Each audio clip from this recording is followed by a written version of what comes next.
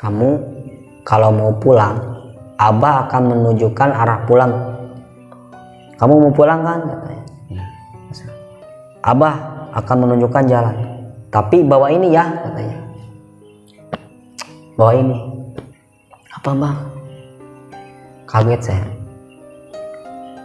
Pas si Abah berdiri, kan posisinya lagi duduk di kursi tuh. Pas berdiri, si Abah nengok ke belakang tuh. Ngebelakangi saya. Si Abah kayak ngambil sesuatu. Tapi belum saya lihat gitu. Kayak ngambil sesuatu. Nah, pas di pangku, pas diambil tuh barang sesuatu itu. Pas diasongin ke saya, itu si Abah bawa mayit. Assalamualaikum warahmatullahi wabarakatuh. Kembali lagi bersama saya Omad di channel Barudak Horor. Sahabat semua, seperti biasa di kesempatan ini saya akan bercerita tentang cerita pengalaman mistis. Dan dalam kesempatan ini saya tidak sendirian. Alhamdulillah, kebetulan di kesempatan ini saya ditemani seorang sahabat. Ya, kita perkenalkan dulu sahabat saya. Assalamualaikum. Waalaikumsalam. Kang Ujer. Ya, Kang Ujer ya. Kang Ujer, alhamdulillah ya. Iya. Kita bisa sambil ngopi-ngopi, kita sambil ya ngobrol-ngobrol seperti biasa Kang Ujer ya. Iya. Dan satu lagi pemirsa, Kang Ujer ini punya rasa penasaran yang katanya beliau ini punya suatu kejadian yang bikin penasaran Kang Ujer ini. Apa kejadiannya waktu itu? Katanya pernah mengalami dibawa ke suatu tempat, tapi Kang Ujer ini katanya belum memahami. Makanya sambil ngopi-ngopi di sini, Kang Ujer ini mau bertanya-tanya apa sebenarnya yang dialami Kang Ujer ini. Karena pada waktu Kang Ujer mimpi, kayak mimpi ya Kang Ujer ya? Iya, mimpi. Kayak mimpi tapi nyata ya? Nyata. Tapi nyata gitu ya. Jadi katanya dibawa ke suatu tempat, tapi tempatnya aneh gitu kan. Karena kebetulan di kesempatan ini saya akan bercerita tentang pengalaman yang kebetulan pengalaman ini pernah saya alami seperti Kang Ujer ini. Oke? Sebelum saya bercerita, jangan lupa like, comment, and subscribe. Tekan loncengnya agar tidak ketinggalan cerita-cerita berikutnya. Tetap di Cahor Bahor, cerita Barudak Horor.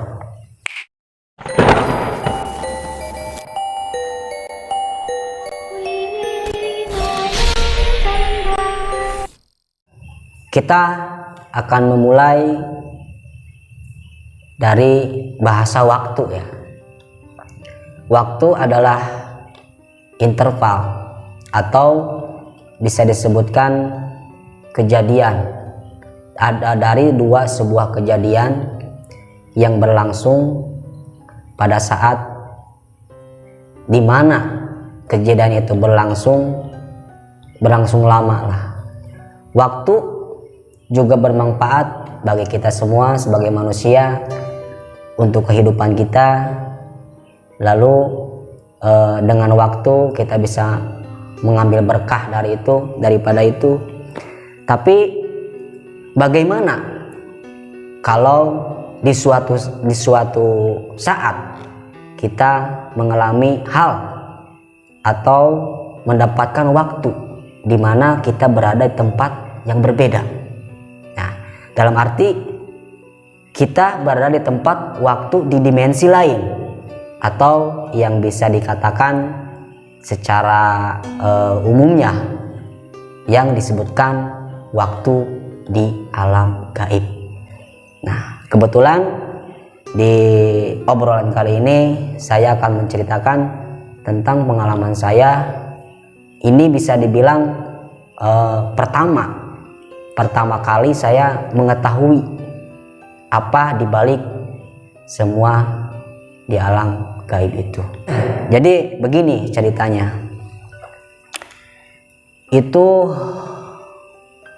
saya itu waktu itu kalau nggak salah masih belasan tahun lah, masih sekitar umur 17 tahun atau kalau nggak 18 tahunan lah. Itu kan saya jujur saja ya, saya ini dibesarkan di kampung. Terus saya kebetulan waktu itu saya memang dibesarkan sama kakek nenek saya. Jadi saya setiap hari bantu-bantu nenek kakek, terus ya semua aktivitas saya diurusnya sama nenek kakek saya. Nah, dan waktu itu saya kan beradanya di wilayah perkampungan. Di wilayah perkampungan waktu itu biasa kalau saya di kampung lah istilahnya, kalau main kemana-mana itu yang namanya di kampung ya, kalau main itu main dengan alam. Maksud main dengan alam itu kita sering ke kebun, ke sawah gitu kan. Mungkin Kang Ujar ngalamin atau enggak gitu kan? Ngalamin. Ya enggak kayak sekarang kan. Iya. Dimana ada anak kecil mau main ke kebun kan, ke hutan gitu kan. Nah, kalau dulu saya istilahnya dididiknya gitu ya, dididiknya supaya bisa apa aja lah gitu, kita harus bisa beradaptasi dengan alam gitu kan, karena memang di kampung saya itu kebetulan kan di bawah kaki gunung. Jadi kalau mau beraktivitas itu kan kebunnya ada di kaki gunung itu gitu kan. Jadi otomatis kalau aktivitas itu ya sehari-harinya di situ gitu. Nah, pada suatu hari waktu itu saya disuruh sama kakek saya, disuruh ngambil kayu bakar. Nah, memang nggak begitu jauh lah. Kira-kira kalau dijangka dengan jarak, kalau dijangka dengan waktu dari rumah yang ditempatin sama saya itu ke tempat pengambilan kayu bakar itu kira-kira kurang lebih setengah jam lah ke tempat itu. Nah, kata si kakek gini, Mat, wayahna kamu sekarang ambil kayu bakar, tinggal ngebersihin doang katanya, tinggal ngikat doang, yang belum diikat tolong diikat lagi katanya. Nah, kebetulan waktu itu memang cuaca panas emang, kira-kira jam habis duhur jam 12:30, kurang lebih jam 12:30 saya berangkat tuh. Nah, cerita saya sampai di sana. Nah, biasa saya ngikat kayu bakar tuh, ngikat kayu bakar. Nah, entah apa sebabnya gitu kan, memang waktu itu lokasi tempat kayu bakar yang saya ikat memang di suatu tempat di situ ada sebuah batu gede. Nah, terus di bawah batu itu memang sumber air, hulu sumber air di situ ada. Bahkan di bawah batunya juga udah dibikin kolam di situ gitu kan, buat masyarakat di situ mandi. Nah, itu nggak tahu kenapa perasaan saya itu nggak tenang gitu. Maksudnya nggak tenangnya kayak ada perasaan rasa ragu, terus rasa takut juga gitu kan. Nah, di situ setelah saya merasakan perasaan kayak gitu, tiba-tiba langit mendung. Yang tadinya terang tuh. Ya, yang tadinya panas lah gitu kan. Karena memang kenapa saya bilang heran gitu kan. Tapi gak tahu ya gitu kan. Karena memang pada waktu itu lagi musim kemarau. Itu. Nah, tiba-tiba kira-kira udah mau asar. Jam mungkin sekitar jam 2:30 atau jam 3 mungkin ya gitu. Nah, langit mendung. Setelah mendung, turun tuh hujan, disertai petir, bahkan ada angin juga, badai petir gitu kan. Nah, mau gak mau saya harus berteduh karena gak mungkin kan saya harus ngikat kayu bakar sambil hujan-hujanan. Nah, terus kan pada waktu itu saya memang waktu itu di tempat itu nggak ada orang siapapun kecuali saya gitu kan. Nah, saya berteduh, kan ada tajum tuh tempat sholat ya. Jadi posisinya itu ini batu, terus ini kolam air, ini ada juga pancuran gitu karena sebelah sininya tajum. Nah, saya posisi ngambil kayu bakar itu di atas batu itu. Yang banyak ada pohon bambu juga, bambu hitam, bambu kuning, banyak lagi itu pohon-pohon bambu. Nah, kebetulan waktu itu kayu bakar yang saya ambil itu kayu bambu dan dari bambu gitu kan. Nah, beruntung waktu mau hujan tuh turun saya berteduh di tajuk tempat sholat. Nah, kira-kira mungkin udah jam 4 kali ya, karena memang suara azan masih kedengar karena nggak terlalu jauh gitu dari perkampungan. Nah, di situ saya diam aja gitu kan sambil ngeliatin gedenya hujan gitu. Terus ada badai petir juga gitu kan. Saya takut saya karena takutnya sendirian gitu kan, yang namanya di kebon gitu kan, terus sendirian, hujan gede, angin gede gitu kan. Nah, setelah itu hujan mulai apa namanya? Mulai reda lah. Mulai raat, mulai reda tuh kan. Sundanya mah raat. Mulai reda gitu kan. Nah, hujan mulai reda. Saya dikarenakan saya udah nggak betah di situ ya, saya mau pulang. Nah, nggak tahu itu mungkin jam berapa, yang jelas udah agak sore lah. Nah, hujan masih rintik-rintik. Saya naik lagi tuh ke atas batu itu dengan tujuan mau ngambil kayu bakar itu kan. Nah, itu kayu udah diikat, udah saya mau saya panggul gitu untuk kayu bakar, udah mau saya panggul, udah saya angkat, saya terpeleset mungkin karena bekas hujan ya, terpeleset, langsung saya jatuh. Nah, dari jatuh saya langsung gak inget apa-apa itu, gak inget apa-apa. Jadi tiba-tiba begitu jatuh saya udah gak inget jatuhnya saya kayak gimana gitu kan, nggak inget. Cuman setelah saya jatuh tiba-tiba saya bangun, ternyata saya udah ada di dimensi lain.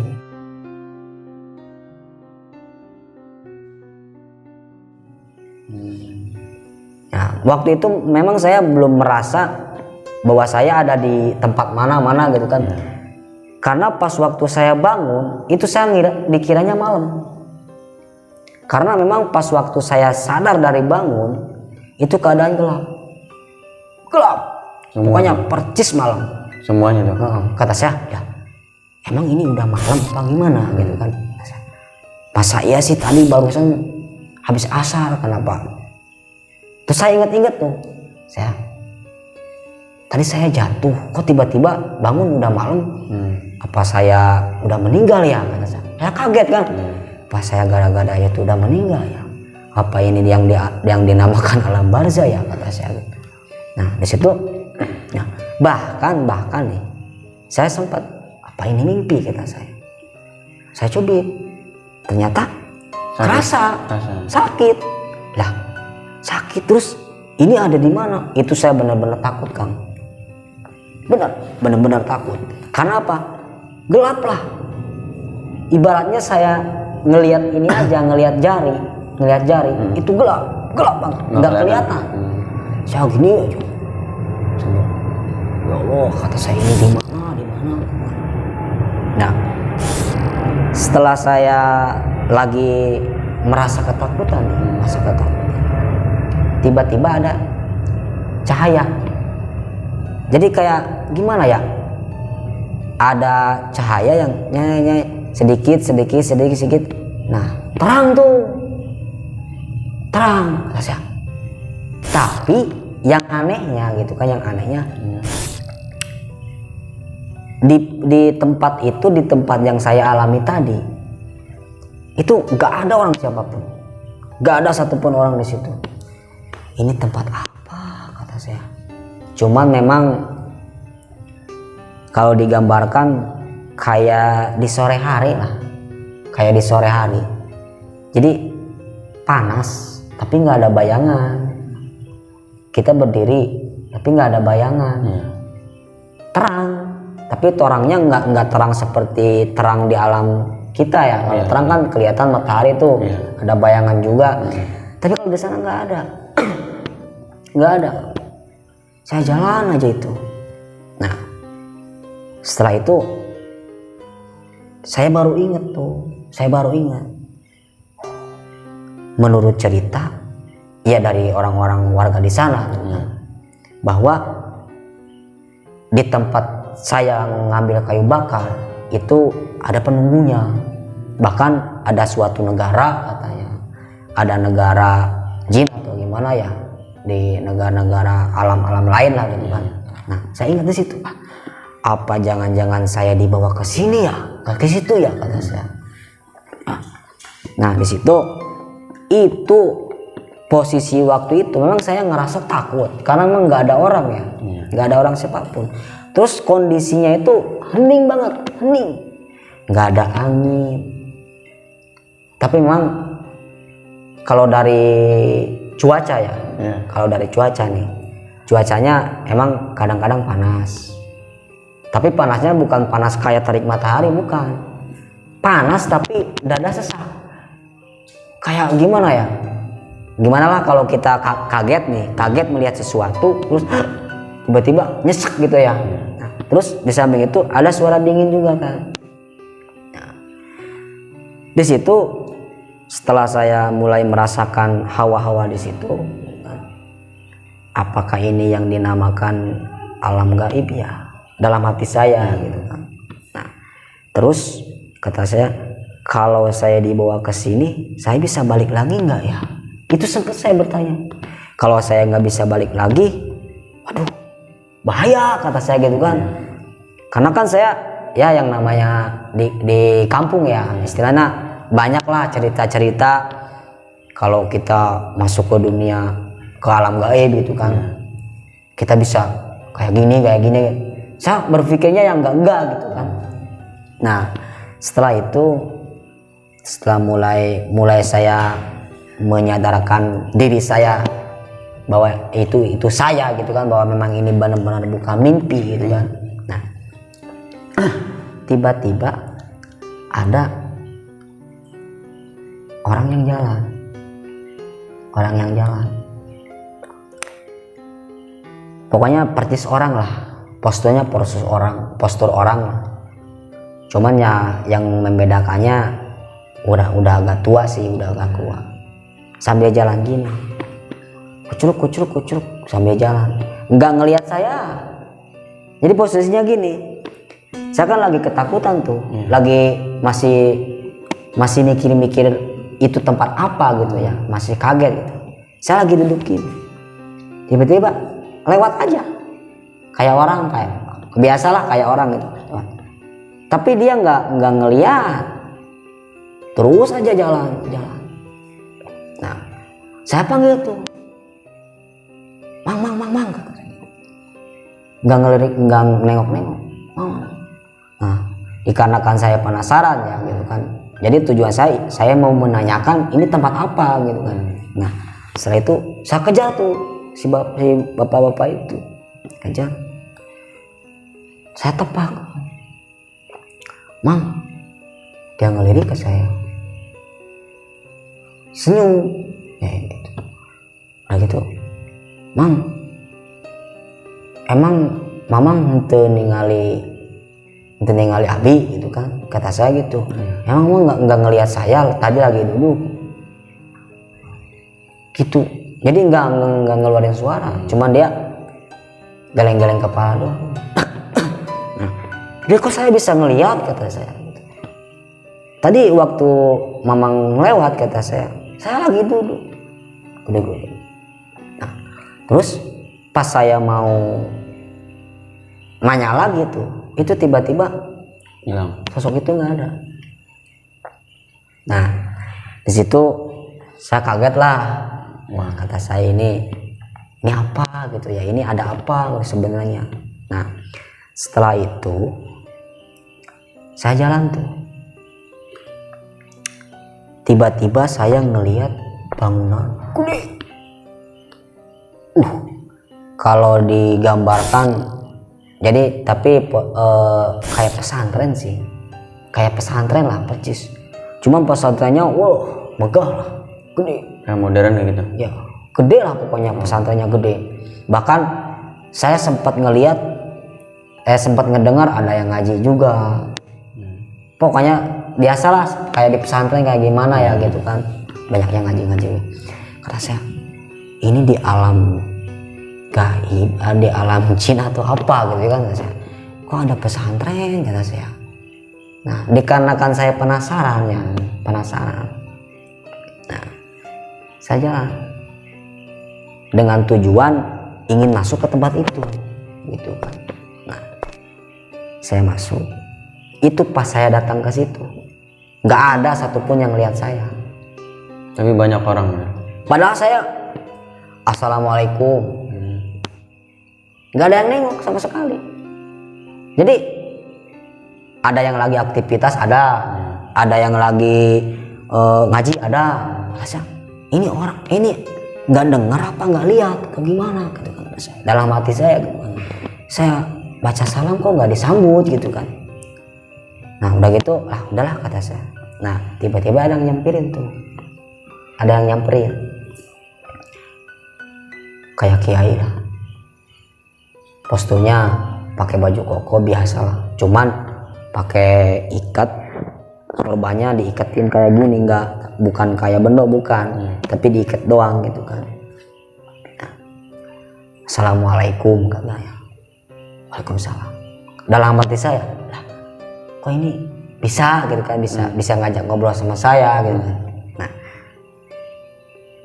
kamu mau kemana, kata si kiai ini nih, kamu mau kemana?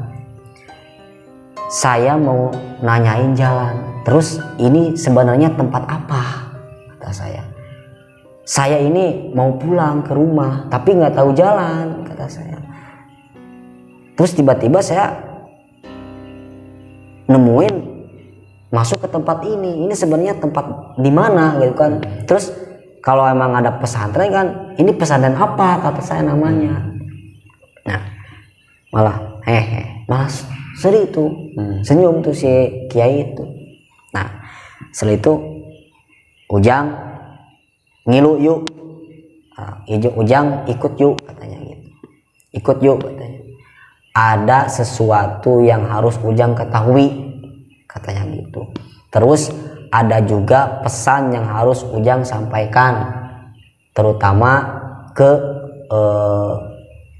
bangsa-bangsa Ujang yang ada di luar sana gitu. Kata saya, lah berarti ya di situ saya yakin, berarti ini yang dinamakan ya mungkin saya dibawa ke alam gaib lah gitu kan. Lainnya. Nah terus katanya Abah, dia manggilnya Abah juga ingin Ujang membawa sesuatu dari sini gitu kan. Terus ada hadiahnya juga gitu kan, asalkan Ujang ikut, ayo ikut katanya. Saya ikut tuh. Itu saya dibawa jalan-jalan ngelilingi pesantren itu. Pesantrennya megah, ada masjid juga, ada masjid, pesantren, pokoknya yang saya lihat ya gitu kan, yang saya lihat walau alam gitu kan, mungkin itu perwujudan atau misalkan mungkin saya dikasih penglihatannya, mungkin kalau memang itu makhluk gaib, makhluk halus, mungkin menampakkannya seperti itu gitu kan. Nah jadi saya nggak begitu kaget gitu kan.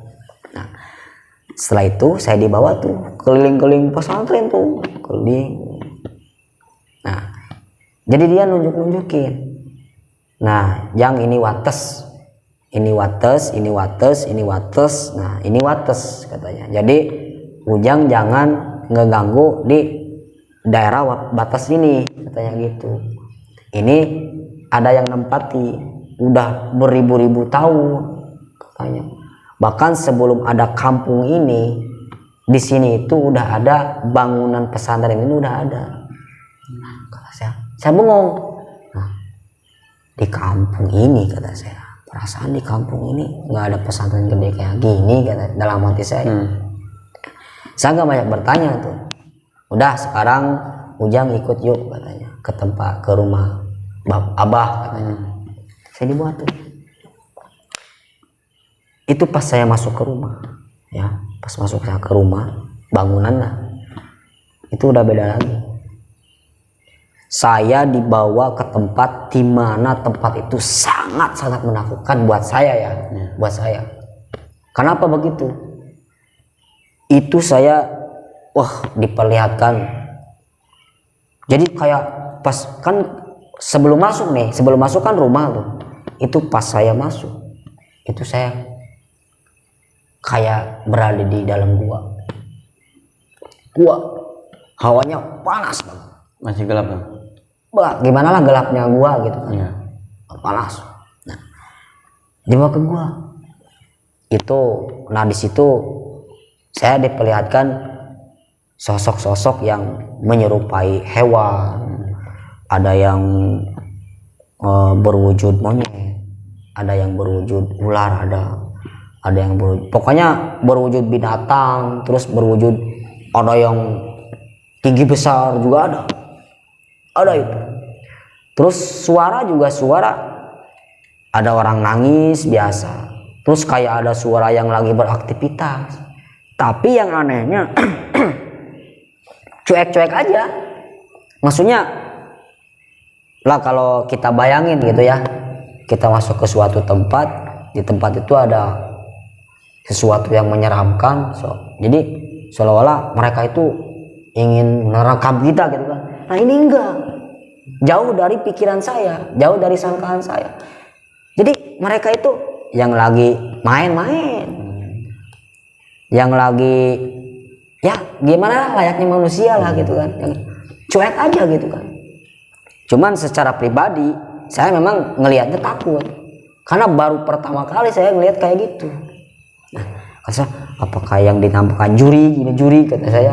Kan kalau di kampung saya kan namanya juri gitu kan. Juri lah, apakah ini kata saya ini juri gitu. Kayak gini ya juri. Ada pokoknya macam-macam rupa lah, macam-macam rupa. Walau alam itu wujud aslinya seperti apa, cuman yang saya lihat itu perwujudan mungkin dari sosok itu. Setelah saya melihat sekumpulan makhluk-makhluk di situ, saya sambil ngikutin si abah-abah itu, gini aja, lirik ke kanan ke kiri, karena memang takutnya bener-bener takut gitu. Kayak gimana sih, kayak orang menggigil lah ya. Dinginnya itu pokoknya bulu apa aja merinding lah gitu kan, merindingnya nggak nahan gitu lah gitu. Nah, saya jalan tuh.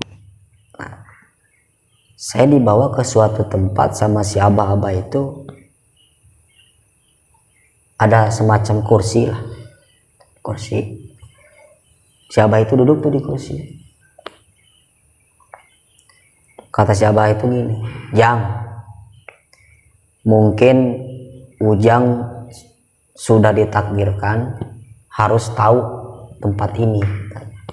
Nah, jarang di sebangsa manusia yang bisa mengetahui tempat ini, dan ini pasti ada sebabnya katanya. Ujang merasa salah enggak katanya. Kata saya salah apa bah, kata saya gitu. Saya emang nggak salah apa-apa. Tadi Ujang sebelum kesini ngapain? Ini karena kan waktu pada saat itu saya linglung ya, masih linglung. Saya ingat dulu tuh. Saya lagi ngambil kayu bakar bah. Nah, di mana ngambil kayu bakarnya katanya? Ya seperti biasa kata saya, yang ada pohon-pohon bambu kuning itu, yang banyak pohon bambu hitam, terus ada pohon kiara juga. Nah itu salahnya Ujang. Harusnya Ujang itu mipit amit ngalah mentak. Apa tuh artinya? Jadi itu bahasa Sunda kali ya, bahasa cacarakan Sunda lah. Jadi mipit amit ngalah mentak itu harusnya katanya Ujang itu sebelum ngambil kayu di situ harusnya ngomong dulu. Pamitan ibaratnya. Pamitan gitu kan istilahnya. Ngomong dulu atau minta izin dulu. Karena di dunia ini bukan hanya Ujang aja yang ada. Meskipun nggak bisa terlihat gitu. Jadi kita harus tetap berada dalam tata krama. Ujang teu boga tata krama, makanya Ujang kabawa ka dieu. Tapi untungna gitu kan, untungnya Ujang dibawa ke sini bukan dengan sebab kesalahan di situ, tapi ada sesuatu yang harus Ujang ketahui. Nah, di situ saya bengong aja ya, bengong sambil mikir gitu kan. Nah kata saya, jadi saya mikirnya ingatnya sama kata-kata orang-orang di kampung saya gitu kan, bahwa di situ itu ada penunggunya. Kata saya dalam hati, apakah ini penunggu di sini? Nah saya nanya tuh, Mbah sebenarnya Mbah itu siapa? Kata saya, Abah sancan sebelum ada kampung di sini itu Abah di sini udah ada. Abah nggak pernah ngeganggu. Abah nggak pernah ngeganggu. Abah nggak pernah usil sama sebangsa-bangsa manusia. Tapi kenapa manusia pada usil sama bangsa kita, sama bangsa saya? Maksud usilnya gimana, Mbah?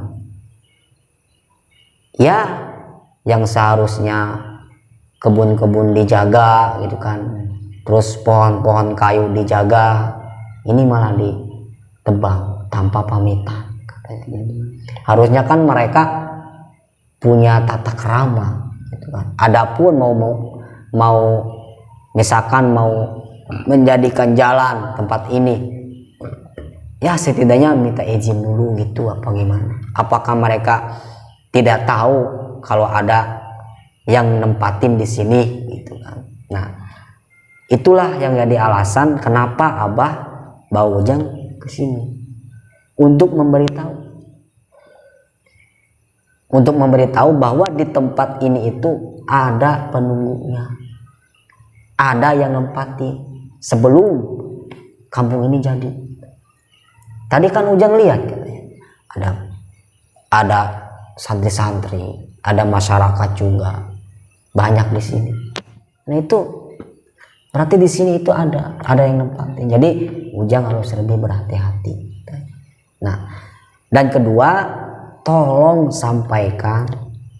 Nah tolong sampaikan. Tadi kan sudah dikasih tahu tuh batas-batas tuh, batas-batas. Nah batas di situ yang tadi udah ditunjukin, jangan ada yang ngeganggu. Kalau ada yang ngeganggu tanpa izin, apalagi semborono katanya gitu, jangan salahkan saya kalau ada musibah atau apa-apa yang menimpa di kampung ini. Nah setelah itu, terus selain daripada itu kata saya, Mbah, maksud Abah bawa saya ke sini motifnya apa? Nah setelah itu, Abah ingin kamu bawa sesuatu. Kamu kalau mau pulang, Abah akan menunjukkan arah pulang. Kamu mau pulang kan katanya. Abah akan menunjukkan jalan, tapi bawa ini ya katanya. Bawa ini. Apa Mbah? Kaget saya. Pas si Abah berdiri, kan posisinya lagi duduk di kursi itu. Pas berdiri, si abah nih nongol ke belakang tuh, ngebelakangi saya. Si abah kayak ngambil sesuatu, tapi belum saya lihat gitu, kayak ngambil sesuatu. Nah, pas dipangku, pas diambil tuh barang sesuatu itu, pas diasongin ke saya, itu si abah bawa mayat.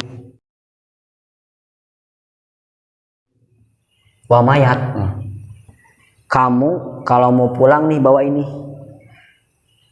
Saya kaget.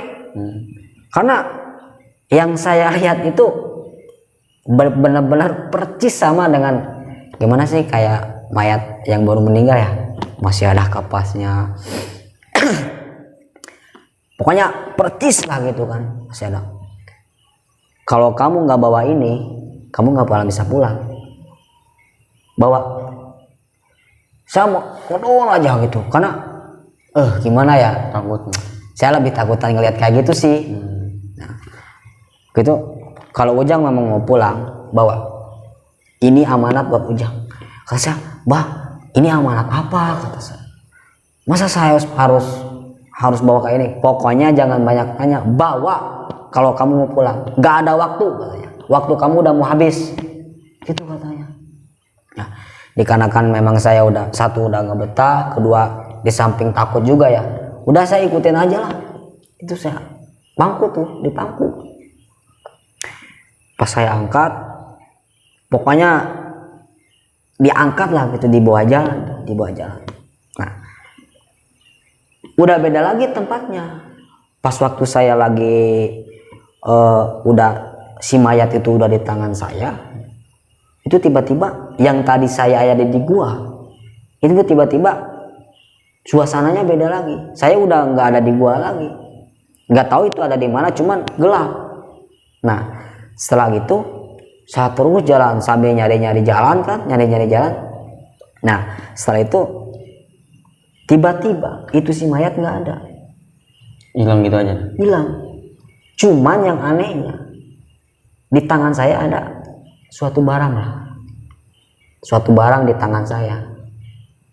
Saya berpikir, oh mungkin si mayat yang tadi mungkin ini maksudnya gitu, barang itu kan. Kata ini apa, kata saya gitu.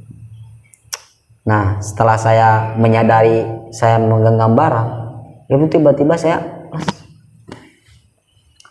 nggak ingat apa-apa. Saya juga nggak langsung sadar di situ. Maksudnya kan tadi saya jatuh ya, nggak langsung sadar di situ. Nah, beberapa menit saya ngerasa badan saya sakit. Kok ini badan saya sakit.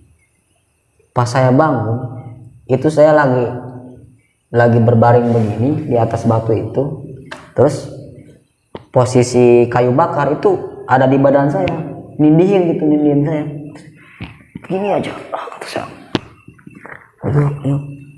itu kalau nggak salah kira-kira pagi jam 8-an lah, karena burung kan kalau di namanya di kebun ya, burung pagi lah kan ada cuit gitu kan. Ini jam berapa, kata saya. Kata saya, ini kayu bakar udah diikat kok jadi acak-acakan gini kan. Ikut tuh. Saya pulang ceritanya. Itu saya pas mau masuk ke kampung, kan ada orang ya, apa namanya, orang di kampung itu ngelihat saya kayak takut, kayak kaget gitu, ngelihat saya kayak kaget gitu kan. Kamu dari mana, katanya gitu. Kata saya, ketinggalan nges naon, kata saya, ini saya habis ngambil kayu bakar. Kamu itu dicari-cari, katanya. Kamu habis dari mana? Dicari-cari. Emang ini jam berapa, kata saya. Ini jam 8 pagi, katanya. Jam 8 pagi, gitu. Emang aya naon gitu ya, kata saya gitu. Saya juga bingung kan, emang ada apa, kata saya. Kalau kamu mau tahu, kamu itu dicari-cari udah 3 hari nggak ada. Kaget saya. Jadi saya itu linglung gitu kan. Hah, 3 hari kata saya. Saya ingat tuh. Waktu itu saya ngambil kayu bakar, lohor sore. Terus kok tiba-tiba saya bangun jam berapa pagi, apa saya tidur ya, kata saya gitu.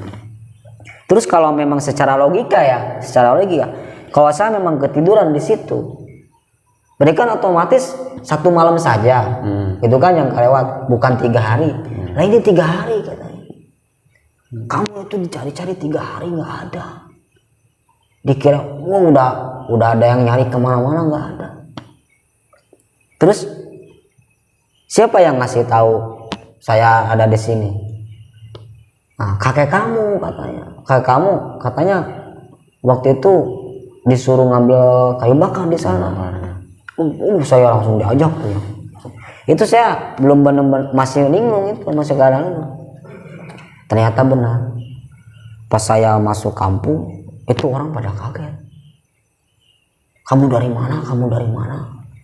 Ngahari wangkun cenah, ngahari wangkun. Diteteangan cenah kolot mah gitu kan. Saya, ini ada apa? Kata saya gitu.